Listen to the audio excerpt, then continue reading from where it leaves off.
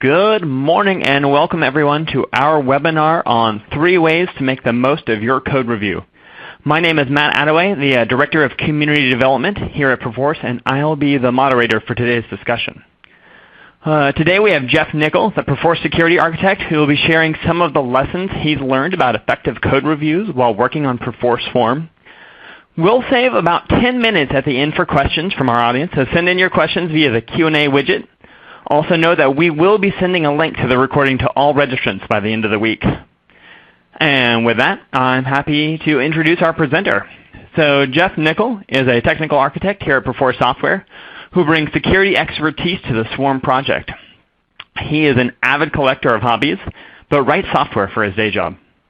At a recent developer summit, Geoff gave a live demonstration of wireless networking vulnerabilities by sniffing an attendee's Twitter credentials and accusing their account or accessing their account during his presentation. When he isn't coding or breaking into computer networks, Geoff can be found tinkering on his 3D printer, tuning his CNC mill, or otherwise making things. All right, let's jump right in then. Over to you, Geoff. Thanks for the lovely intro, Matt. I'd just add as a touch more background. In my time with Perforce, the team I've been on has actually worked on a few different projects. And throughout that process, we really found code review was a great addition. But we ached a bit for some of the nicer tools we saw with our Git companions. So Perforce Swarm, just as a bit of background, is actually a tool that was born out of that need. It provides code review for Perforce users as well as Git users. The purpose of this talk, however, is really at a much higher level. We're talking about things that apply to any code review tool or even using the process of code review without a tool. But if you do hear mention of Swarm, that's just a bit of background about what it is. So to start with a bit of an overview about what we intend to cover in this talk, we're going to start by looking a bit at our team's philosophy for review. I'll note that your own philosophy for review may well vary. They can certainly have different motivations. But at a high level, it is nice to have some idea about why is it you're doing review and what is it you hope to gain out of the process. We'll look at the 3 key steps we've found it's helpful to break your review process down into. These steps have actually worked on quite a few projects, and I suspect you'll find they're useful for you as well. We'll touch on some other useful tips, and then we'll have some time for questions. So to start out with our philosophy on review, the overarching thing, the real high-level goal that we have is to optimize the ratio of lines of code to user happiness. Now, at a glance, that sounds a bit wishy-washy, to be honest, but I think it's actually a pretty good idea. When we look at a product, we really feel that from an end-user perspective, they don't care that much about the code. As developers, the code's great. Like, we love the code. We like making code. We like looking at code. We like using code. But as an end user, all I really care about is the experience of using the product. I could really care less about the code. So we view each line of code as a bit of a liability. It's a maintenance problem. It could introduce bugs. It's something we'll have to look at later if we refactor or add features. And we want to make sure that the code that we have is there for a good reason that positively impacts the user. We also want to ensure quality before code is committed. We feel like code that makes it out of the review process, we should be surprised if there's bugs in it. And of course, inevitably on occasion, we are surprised and there are bugs in it. But we want to feel like, oh, that was sure an unexpected deployment scenario, or certainly a very esoteric thing that we can understandably see why we missed. We also, of course, want to learn from those lessons and keep an eye out for any sort of a theme in bugs that occur. But at a high level, we want to make sure that the bugs that occur aren't trivial ones that we really should have caught. Going back to the optimization of user happiness, we want to provide the best user experience possible. Now, it might be interesting that we consider this a part of the review process. I'd note that we certainly have lead-up phases where we deal with user experience, or if it's appropriate, graphics design. So it's certainly not the only spot we're considering user experience, but I think it's an important one just to refocus on that as you go through the review. And lastly, we really want to improve our coding skills. We want to learn from one another as a team and keep growing as developers. There's a number of benefits to this. Having more than one person on the team be familiar with the different areas of the code notably improves your bus factor. That's the number of developers on your team that can be hit by a bus before the project's toast. Additionally, there was actually an episode of This American Life where they touched on an interesting study about what is it that indicates if a team's likely to be successful or likely to fail. Naively, you might think that the teams that have the best people would be the most likely to succeed. But as it turns out, it's actually the teams that have the best medium person, the best average person on the team that have the best chance of success. And to me, code review seems like a great way to really boost to that level and improve your chance of success for your team. So diving into the actual steps, the actual process we like to use, we want to start by really stepping back. There's a temptation to dig in, I think, a bit too much too early, and we'll cover what that means. Next, we want to fight our urge as developers to dive right into the code. We want to actually not look at the code. We want to look at the other impacted areas. And then finally, once we've done all that, then we want to really look at the code. So as our first step, we're stepping back. We're coming to a review, and before we really look at the code or look at the user impact or anything like that, we want to make some considerations like, do we even want to do this? Is this feature a good idea? We might find that occasionally something makes it a ways along, and due to roadmap adjustments or other changes in the product, this idea actually doesn't make a lot of sense anymore. So before we waste time diving in, let's consider, is this actually something we want to do? We also want to take into account, is this something that's a high enough priority to do right now? Perhaps it's a fine idea, but we should actually be looking at a different review that's going to have a bigger impact. We want to check if it's something we can implement reasonably. It may be difficult to be confident of that at this very early phase of looking at a review, but we want to just consider in the back of our minds, like, does this seem like a problem we can actually solve in a palatable manner? Perhaps it's a fine idea, but if it's going to significantly make installation more difficult or maintenance, perhaps it's not worth doing at this point in time. Some additional things we want to think about are, do we know enough about the problem? There's a distinct risk that as you attempt to really improve the product for your customers' needs, you get a little too focused on what they've asked for. If the customer asks you to specifically add a feature, doing so blindly may be quite a poor idea. What we like to try and do is really understand, what is the pain point they're trying to address? Why do they want this feature added? What are they trying to solve? Once we know that, we might actually be able to see an even better solution than the one they proposed for the problem. So it's important that you not just understand what it is you're trying to do, but why it is you're trying to do it. We want to consider if the solution has potential side effects.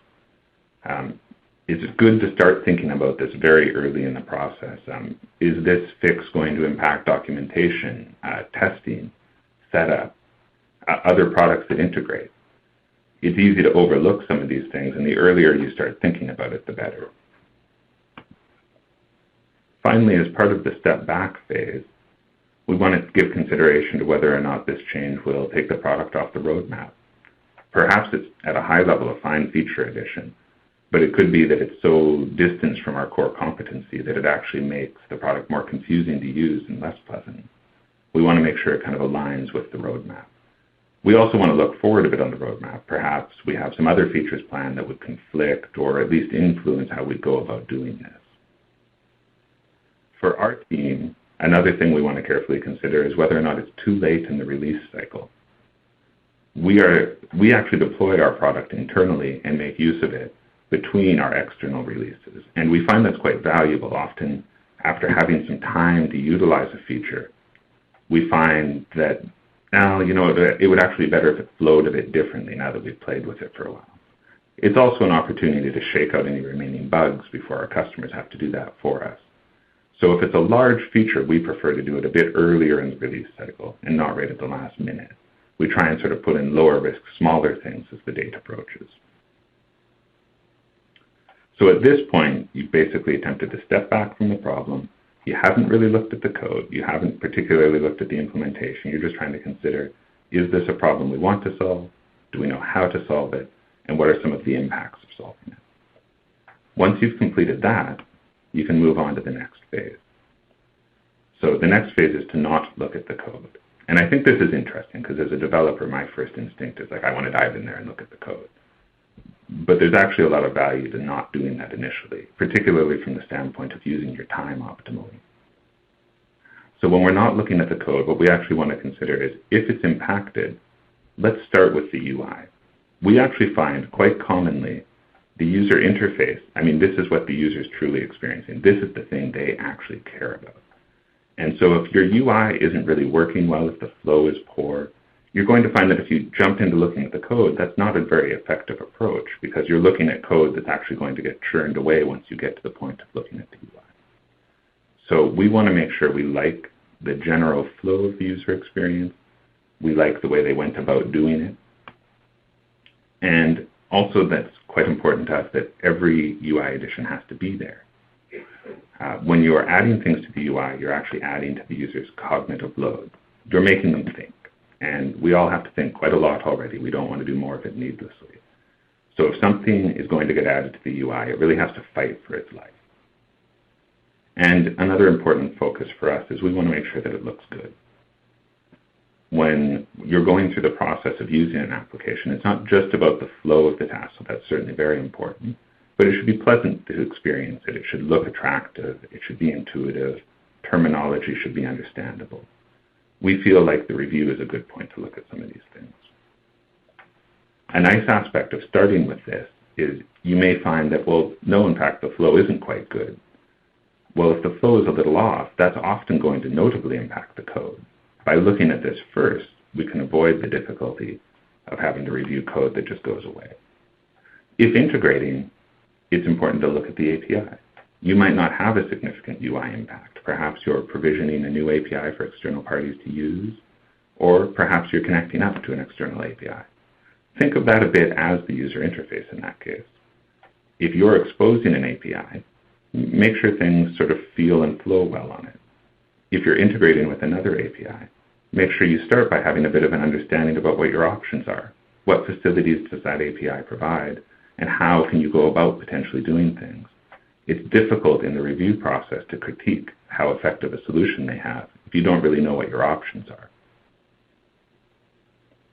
So we can see at this point what we've tried to do is we've already verified we want to do the thing we're looking at. It's good priority, makes sense, it's on the roadmap. We understand why we're doing it. We've now verified from the user's perspective, we like the experience of using it. The way the feature has been added makes sense. It has to be there for the UI impact. It's pleasant to flow through and it's attractive. So at this point, we can now move on to step 3. We're going to really look at the code. And you'll note because of these earlier steps, often we'll actually have done a few iterations before we get to this point. And that's good. That ensures that we've really used our time optimally as a reviewer because it's difficult to keep on top of that queue. So when we're talking about really looking at the code, we found there's a distinct danger when you do code review. It's almost like sort of a bike shedding problem. If you have a simple change, often it will get a lot of feedback because that's not much work to look at. It's easy to understand. It's easy to give feedback about. As the change gets more complex, it's actually often easier to find that you get less and less feedback, which is a shame because, of course, on the complex change, that's where you truly need it. But it's honestly, it's a bit of a burden to get into the right mind space, to load up all the context in your head, and to really look at something. But we feel like if you've gone through the earlier stages and you've made it to this point, it's really worthwhile. And you have to fight the sort of feeling that you want to skim over things. You have to just really look at every single line that has been modified, added, or removed, and just really make sure they all make sense. Don't assume that what's being done, even if it's in a seemingly simple area, is a good thing to do. We want to really make sure as we go through and we help do that we're simplifying. Just simplify, simplify, simplify. If there's a chunk of code that's very complex and it's very hard to parse, it's very difficult to review, well, that's going to be a problem going forward, not only for the review process, but for maintenance, bug fixing, what have you. Often, not always, but often, if you look at it carefully, perhaps you could think of other ways to approach the problem and solve it. It may even, in some cases, make the code slightly longer, but perhaps you could make it easier to follow the flow of it and a little simpler to maintain and understand.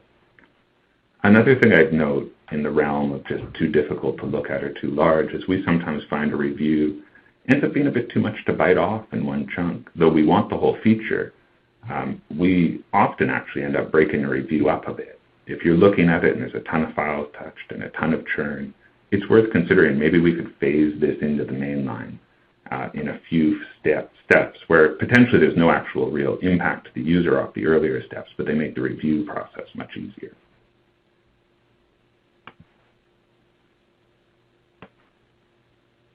So as we continue on looking at the code, things we want to keep in mind are we very much want to consider sort of the logical flow of the code. Are there going to be recursion problems where perhaps under some circumstances it loops endlessly? Are there other sort of glitches or bugs that could come up on edge cases involving like sort of min or max inputs or middle values? And just other ways it can go sideways. And these are really good things to keep an eye out for. Another slant you can take on this process, which I find works fairly well for me, is to kind of put on your evil hat. Instead of just looking for the logic and edge case faults, like pretend that the user interface or the API or the method you're looking at, your job in life is to cause it pain. What horrible things could I do to this, both from a security standpoint, which is always excellent to keep in mind, but even just from making it go off into the weeds. If I really wanted to mess this thing up, what sort of things would I try to send to it? And then step through in your head, well, if that happened, how would it react? Is it being defensive enough of inputs?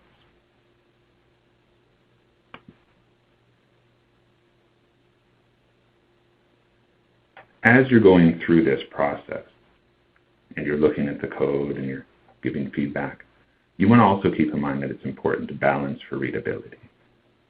And this is a bit of a difficult balance to hit because, of course, we're saying on the one hand, really try not to add lines of code.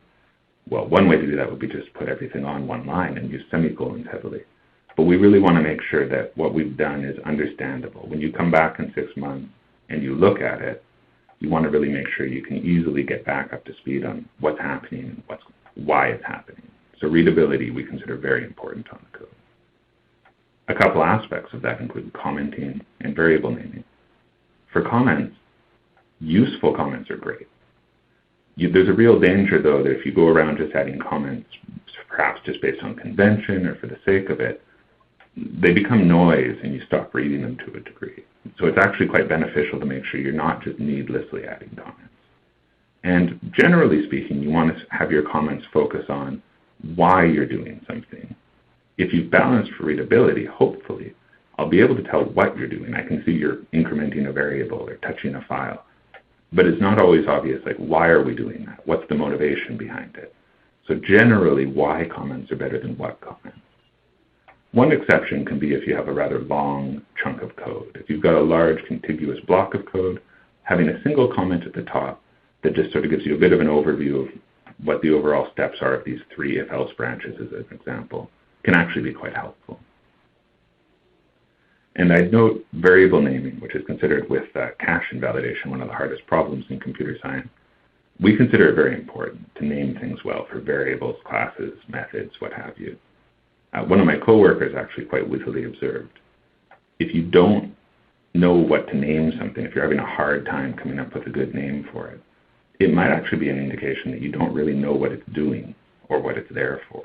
And that actually really resonates with me. If you really understand what's going on with something, though naming it can still be a bit difficult, it shouldn't be too bad. If you can't name it, that's probably indicative of other problems. Additionally, if you do manage to get to the point where you can name things well, again, when you come back later and you're trying to add on additional features or deal with fixing a bug, it's going to make it much, much easier to get up to speed on. So that's actually the 3 main tips. Just to recap them, you want to start by making sure this is actually a thing you wish to do, and that you understand why you're doing it, and that it's a good point in time to do it. Next, you want to really focus on the part that matters in our opinion, the user experience. Does it look good? Does it flow well? Is the user experience of it optimal? You may often find that you want to make enhancements here, and by doing this early, you can avoid looking at code that's going to flux. Lastly, when you get to the point of looking at the code, you want to really confirm you don't fall into the easy trap of just skimming over areas, because it is really quite difficult. So you want to just bear down, really look at every line, and give good feedback about commenting, naming, and if you find something very difficult to parse and read, feedback about that, and maybe some hints about how they could restructure it to improve it. Some other tips that we've found have been quite helpful for our process of reviews. We hadn't mentioned it through this process, but for us it's quite important that code has tests. We find it just makes life a lot easier in a lot of ways, particularly as you go on adding additional features to make sure you haven't regressed other areas. We don't, to be honest, review the tests as heavily. We just make sure that they're present and that we like the general coverage, but we have a much looser standard on the quality of the code in the tests. We find that integrating with our automated tests in the pre-commit reviews is actually quite helpful. By having the automated tests run on the pre-commit review, as a reviewer, if I see the tests are failing, I know, well, I don't even have to bother looking at that. A computer has already given that person useful feedback about something to work on. Another item we have, which works very well with our focus on sort of the user experience end of things at an early phase, is an automated deployment. So when reviews are started or updated, we actually provision a copy of that proposed change so that people can easily look at it. This is quite cool because not only does it make my life as a developer easier, I don't have to sync a copy down and build it, I can just run it and see it. It really opens up early input from other groups like docs, UX, design, because it makes an accessible version available to them. How this works is going to vary notably by your product and team. If it's a compiled application, it might be an executable I can download. For a web app like Swarm, we actually deploy a running instance, so you just click a link and you're looking at it. But having access to a version of the code that includes the proposed change is quite helpful. And that actually wraps up the presentation. I'll pass it back to Matt. Excellent. Thank you very much, Geoff. So now we're going to dive into the Q&A. We just have a few minutes left. If you want to submit a question, you'll see there's a Q&A widget in the interface here, so just feel free to fire away. We do have a handful already coming in, so let's dive into these guys. So our first question is, what % of your development cycle time do you spend on code reviews? That's a really good question. It's not a trivial amount. I mean, we have other phases to it where there's a lot of planning for the feature and UX work up front. And then some of that, to a smaller degree, is repeated in the review. I don't think we've measured it formally. As a gut feeling, I would feel like, as a more senior person on the team, probably half my time spent on the reviews, but for the more junior guys on the team, I would think it's more like a quarter of their time. But I would observe that all of the bugs we find in review, and we usually find bugs despite our best efforts in the review process, I think we'd spend much more time diagnosing those after the fact. Gotcha. Excellent. How many people do you generally think should be involved in a code review? Oh, that's an interesting one. We really look at it on a per review basis. So often it's really just largely one developer, and then it starts with a slightly more junior member giving a first pass review, and then a senior member giving a quicker second pass review. So that'd be kind of two reviewers. But people do end up inevitably with specialties. So if somebody's really good at JavaScript, we usually pull them in if that's a component as an example. Excellent. That makes a lot of sense. Now, how do you make sure reviewers are actually performing reviews? Right, like they're not just sort of clicking through approve blindly kind of thing. Right, or they're actually to make sure that they come and spend the time to get involved in the process. Yeah, I think it's like sort of partially a leadership problem. If you make it clear to your team that this is important to you, perhaps give them some background on the why it's important. I think having like a bit of a policy about why are we doing this is helpful in that regard. It's assistive. On our team, it's happened fairly organically, which has been great. I think if people were sort of slacking off on it, though, you'd just notice after the fact, if nothing else, because you're going to have a higher level of defects than anticipated when code's reviewed by a particular person, or the UX experience will suffer. So I suspect you'd notice in the output, even if you didn't go to your way to do it, sort of who's doing a good job and who isn't. Yeah, that all makes sense. Do you find that group code reviews are more efficient than individual code reviews? Do you have any thoughts on that, for getting a group of people to look at the code at one time versus letting everyone kind of do it at their own pace or at their own workstation? Yeah. That's actually, that is a good one. For group code review, I guess my main experience with that has been, if it's a more complicated one or particularly outside my area of expertise, I often find sitting down or using something like Screen Hero in a Skype session with the person who developed the code, the author, and then reviewing it actually with the author of the code could be quite assistive. Also, in the lead up to doing the review for complicated stuff, we find that pair programming could be quite effective. Groups larger than 2, I think, probably generally wouldn't work very well, though, but other people's experience might vary. Fair enough. Can you provide an example of integrating deployment automation with code review sessions? What part of the process do you suggest do you suggest integrating both test automation and deployments? How do you approach that? Yeah, it's going to vary a lot by the review system you're using, but I'd say as a general rule, what you want to look for are usually going to be some sort of a hook that you can get in on when reviews are created or updated. Most commonly, these will be webhooks, so an address you can register, a web address that will get a call anytime a review is booted up or updated. And you can respond in a number of ways to that by running automated tests, automated deployments, and that kind of thing. I can speak somewhat more authoritatively to a system like Swarm. In ours, when you configure your project, there's actually an area just to fill in these hooks, and specifically if you're using Jenkins to get the tests running. The automated deploy seems to be something that varies so much per product, though, that you're really just going to be looking at responding to a ping off of a webhook to run a script and do it. Yeah, my personal experience in our use of it, I will say that being able to integrate those code reviews in is really helpful for the testing folks. So, people who are looking to do something like that, to integrate deployment, it's definitely worth the trouble. Our testing team loves it. And I think our UX team really likes it too, because it's a lot easier for them to kind of get their hands on the code without having to spin up a full environment and all that jazz. So, throwing that out there as a consumer of those automated deployments. So we're going to take one last question. I do want to say all the questions that have been asked, we are going to make sure to answer after the fact. So if you didn't get an answer right now, you will get an answer later as part of the message we'll send out after the fact. But so for one last one, and this is one that I think is interesting as well, is how do you feel about pre-commit reviews versus post-commit reviews? What do you see as the trade-offs? And I know you guys have picked pre-commit reviews. Why is that a big win for you? Yeah, that's a good one. I think they can both certainly work. A lot of it, I think, comes down to what you consider the stability of the target code line.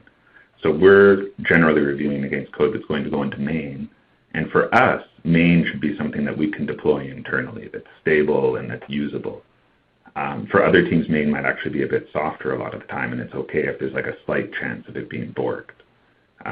If you have a softer code line, a line where it's acceptable to have the odd defect in it, then I think post-commit could be just dandy. I think the main risk with post-commit is in scenarios where you're doing this early review and you decide, oh, this doesn't meet with our roadmap, or gee, this doesn't really make sense in the product, it's a bit more work to back it out. Some of the advantages of pre-commit are if you change your mind or you reschedule it, it's a lot more flexible on that.